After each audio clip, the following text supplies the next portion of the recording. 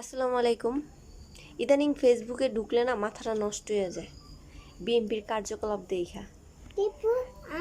বিএনপির ছাত্র দলেরা শিবিরের পাও কোপাইয়া কাইটা ফেলছে, গোড়ালি কাইটা ফেলছে, ওপেন ওপেন চাবাড়ি চাবাড়ি চুবাড়ি লইয়া হাঁটতেছে। কেউ দেখার নাই, কেউ বলার নাই। এই হইতাছে আমাদের আওয়ামী লীগের সরকার ছিল, সেই সরকারের ন্যায়ই পালন করতেছে বিএনপি সরকার, এখন তারেক রহমান।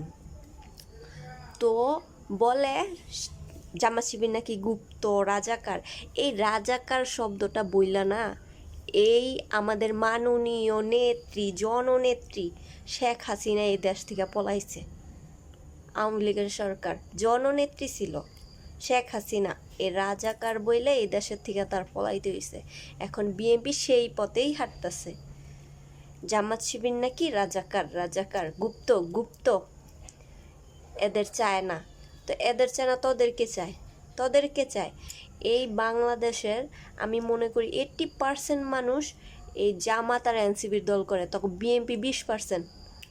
তখন বিএনপি 20% হইব নাকি সন্দেহ। তখন কেউ চাই না। তোরা কি করছস এই ক্ষমতায় ইয়া জালিয়াতি কইরা? কি করছসটা কি? একেলে ঘরে কারেন্ট থাকে না, একটু পরপরই কারেন্ট চলে যায়। মোশন করস মানুষ একটু শান্তিতে ফুইব, ফোনের কোনো নাই, মানে যাতে শান্তিতে মানুষে ঘুমাইলে ঘুমটা নষ্ট হয়ে যায়, তখন কারেন্টের জ্বালায়। অনেক মানুষ আছে অনেক গাদার খাটুনি কইরা ইয়া একটু শান্তিতে ঘুমায়, শান্তি পায় না। নিজে কারেন্ট গেলে নিজেরই বাতাস করবো না পোলাপাইনরেই বাতাস করব? নিজের তো বাতাস খাওয়ানোর ইয়েই নেই।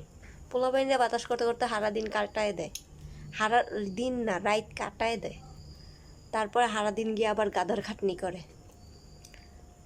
তো তোরা গরিবের কষ্ট কোনো দিন বুঝবি না, তোরা গরিবের কষ্ট কোনো দিন বুঝবি না।